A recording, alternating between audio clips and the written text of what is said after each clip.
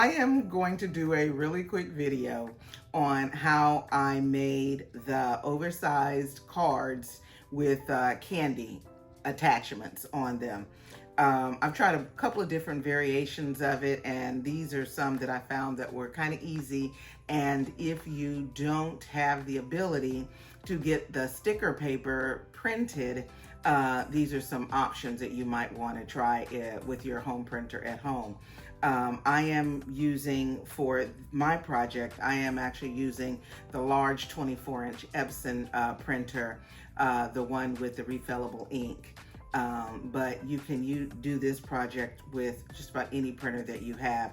If you have the printer that prints 13 inches wide, you can really do this with any number of the products that I have listed here. If you have questions about it, put them in the comment and I'll try to answer them. So I'm gonna first kind of tell you which supplies I used, and then I will actually complete one and then I'll do one. Okay, this one is a 13 by 19 foam board, and it's got an adhesive on the front, so I did not need to have adhesive or use sticker paper for the actual paper. And again, the paper was printed on my larger printer, and that was easier to find than having the sticker paper printed. If you don't have access to that, or you want to do something last minute. The adhesive back foam paper, if you're near a Hobby Lobby, you can actually get these from Hobby Lobby. They have the big board that you just cut down, and then they have like 11 by 17 size, and I believe they even have the 13 by 19 size. And literally, this is a sticky back. You peel it back, put what you want on it, and then you kind of rub it down. It worked really, really well. No muss, no fuss, no glue, no nothing. It was really easy, and it has held up quite well, as you can see. Now, I did wrap my edges, so my back still has, I wrapped it over. And so that's one of the ones that I did. For the second one that I did I used just foam board from Dollar Tree. I just measured out how large I wanted it, and I believe this is 11 by 14, 11, yeah, I believe this is an 11 by 14, and I just cut that out of a bigger sheet of foam board. Like I said, got for Dollar Tree, $1.25 for a really big one. And for this one, since it's not sticky and the paper wasn't sticky, I used Heat and Bond. And I'll put a link to this in the description. And I use Heat and Bond Light because that's actually what I had on hand. And this you find in the sewing department. You can get it at Hobby Lobby, Walmart, Amazon, and I'll put links to what it actually looks like. But it's just a really simple roll of adhesive. It's double-sided. It has texture on this side. I laid it down on top, cut it, and then I popped it in my heat press at 200 degrees for 30 seconds. And it warmed it, and then it created the adhesive on here. Took the top part of the paper off, and it kind of left it with a little glossy, kind of tacky, sticky finish. Put the paper on it, popped it back in the heat press for another 20 seconds, and this is what I ended up with. Okay, and then I wrapped it around too. Still even has some of the sticky on the back, but this is actually the way it looks on the front before I put the paper on it. And that's just some of the adhesive that was left. I left it like this because I will probably take a piece of black paper, cardstock, and put it on the back, so it'll finish out the back. But anyway, that's the 11 by 14. Okay, and then what we're going to do today is we're actually going to do one using a cake board. And the cake board is what I found from a Hobby Lobby, because when I went to the Dollar Tree to get my to get another piece of foam board, they didn't have any more. So I went back to Hobby Lobby and I found these cake boards, and these are 10 by 14, and it's a 6 count, and it's $4.99. But I think at Hobby Lobby it's like 50% off every other week for the Sunny Bakery stuff. So that's what I grabbed, and that's what we are going to use today. It, you notice, is not sticky also, and I could use this, but instead of using the Heat and Bond today, I thought I would try something different and use the adhesive spray. Now this is a little more messy, so when I actually do the spraying, I'm gonna move off camera and go to an area where I can spray this down without making a mess on my desk. But it is repositionable for about, I don't know, 10 seconds or so. So you can put your paper on top of it, smooth it around, and I think it's gonna work. I've used it before for other projects, and it works out really well. I will look up where I bought this. I want to say it's Hobby Lobby, but it could be Walmart or Amazon. So I'll find where you can purchase this if you want to use this one, and I'll put that also in the description. Okay, so those are the projects that we are going to work on today. Now, before I start the one with the adhesive spray, I'm going to go ahead and finish the one that I did with the Heat and Bond. And it's going to be really simple because all I have to do now is place my candy on it. And I will tell you why the candy is kind of looking like this. I tried one and it didn't work. I stuck it on there and I ended up peeling it back off. But anyway, it is, I used a loaf pan, disposable pan. I got this from Family Dollar Store, and it comes with the aluminum under the, you put it on top of maybe an aluminum pan or whatever. But anyway, this is what I use to put the candy in. Because I'm not that great at lining up stuff, I went ahead and made myself a template out of chipboard, and I just put this on top, traced around it, cut it, and I use that as a top. So I can put the candy in, let it sit, and then turn it over and put it on the board. I went ahead and wrapped that with some paper, just so when you look down at the bottom, it looks like you're looking at the paper here, and I just printed an extra sheet of the wrapping paper and used the same thing, the heat